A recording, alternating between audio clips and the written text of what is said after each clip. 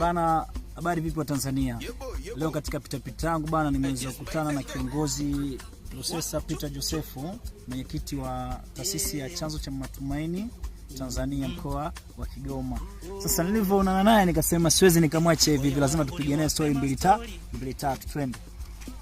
Kukutana naye tuweze kujua mengi kuhusu yeye na kuhusu taasisi ya kwa vizuri sana. Nataka niwaambie hivi, kweli mnajua chama tani? Mnajua chama tani? Yuko bahati kuona sasa, bahati nzuri nimekuta katika area vipi. Kwanza nimefurahi kuona kiongozi, maana upiga mwingi. Maana nimekutana na kiongozi wetu, huyo ni Professor Peter Joseph, kiongozi wa Chanzo cha Matumaini Tanzania na mkoa wetu wa Kigoma. Kwa hiyo nimeona nimesema siwezi nikamwacha hivi, lazima tupigane story mbili tatu. Bwana kiongozi vipi? Mambo ni bulbul. Uhakika? Unachofikiria? Mambo yako vizuri, unaweza kuchapa kazi. Mama anaupiga mwingi. Naona umevaa kwa t-shirt imeandikwa Chamata Association. Ndio. Watu wanajiuliza nini maana ya Chamata? Kiufupi kwa wale wa Tanzania ambao hawaelewi maana ya Chamata. Chamata ni chanzo cha matumaini kwa Watanzania. Chanzo cha matumaini kwa Watanzania. Malengo yake ni nini kwa Watanzania? Malengo makubwa ya Chamata kwa wale wa Tanzania wasioelewa maana ya Chamata. Ndio. Malengo makubwa ni kuibua imani kwa Watanzania ambao wamepoteza imani na serikali yao. Na tunawaibua vipi sasa? Tunawaibua kwa kuelezea miradi ambayo inaendelea kufanyiwa utekelezaji na inaendelea kutekelezwa na serikali yetu ya awamu ya 6 chini ya Mheshimiwa Rais Daktari Samia Suluhu. Lakini pia lengo lingine ni kuwafundisha watu historical back ya nchi yetu ili waijue vizuri na waendelee kulinda amani ya nchi yetu. Bana, kama amevyosema kiongozi wetu kwamba Chamata kwamba malengo yake makubwa hasa ni kuweza kuleta matumaini kwa Watanzania ambao walipoteza matumaini yao na pia kutufundisha historical background ya nchi yetu. Hivyo mwenyewe nimependa kama Mtanzania kwamba kufundishwa historia ya nchi yetu, kwamba nchi yetu imepitia mambo gani, imefanya vitu gani na mpaka sasa hizi tuko wapi. Mwenyewe nimewapenda na ninaunga mkono katika hilo. Sasa kiongozi, ndio. Vipi, nimekuta katika mazingira haya, sijajua kwamba ndo mazingira yako ya kazi au ni vipi? Hapana. Huu ni mwendelezo wa ufuatiliaji. Tunafuatilia miradi na hapa nimekuja kwa ajili ya kupita kwenye miradi mbalimbali ili kuifahamu kwa karibu na tuweze kuwaambia Watanzania uhalisia na ukubwa wa miradi na namna gani vipi unakwenda kuwanufaisha wao binafsi, aidha wakazi wa maeneo husika, aidha kimkoa au kiwilaya au kitaifa. Na sasa tunaweza tukaenda ukazidi kujionea zaidi kazi inaendelea kufanya. Na kubwa zaidi ambalo sisi tunalimanage ni kuhakikisha tunawaeleza Watanzania kipi na nini kinaendelea kufanyika na kufanyiwa kazi na serikali yetu ya awamu ya 6. Hivyo ndivyo namna ambavyo tunago.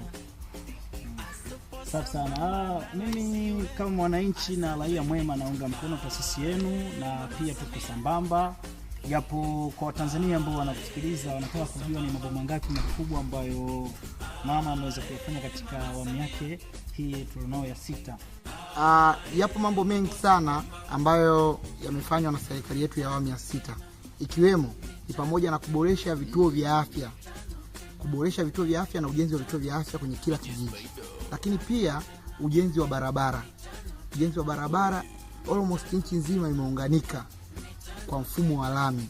Lakini tunakwenda swala zima la SGR.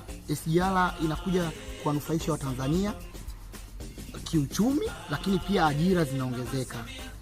Ukamilishaji wa daraja la Busisi pale jijini Mwanza. Mheshimiwa Rais amefanya jitihada kubwa za kuhakikisha anakamilisha pale ambapo alishia mzee wetu hayati Magufuli. Kitu kikubwa ambacho kingine kimeboreshwa, ujenzi wa shule za msingi almost 700 zimejengwa. Lakini ujenzi wa shule za sekondari za wasichana, sawa, unakuja kuona Mheshimiwa Rais anagonga kila eneo kuhakikisha anakuza uchumi na anaipeleka nchi yetu katika ahadi ambazo Watanzania wanazihitaji. Kwa Watanzania watambue kwamba awamu hii ya 6 imefanya mambo mengi, na haya ni baadhi tulimejaribu kukupitisha. Kwa Watanzania tuendeleze kuwekeza imani kwa serikali yetu pendwa chini ya Mheshimiwa Daktari Samia Hassan Suluhu. Yajayo yanafurahisha. Nimekusikiliza kwa makini na imani na Watanzania pia wamekusikiliza kwa makini sana. Hakika mama anaupiga mwingi, kweli mama yupo kazini, na kweli kazi inaonekana, kazi iendelee. Kiongozi, unaweza kueleza nini Watanzania na unaweza kuwashauri nini Watanzania kuhusu taasisi ya Chanzo cha Matumaini Tanzania, yani CHAMATA? Cha kuwashauri Watanzania waendelee kuwekeza imani kwa nchi yao, lakini pia tuendelee kuamini kwamba serikali yetu inafanya mambo makubwa na ina dhamira nzuri dhidi ya wananchi.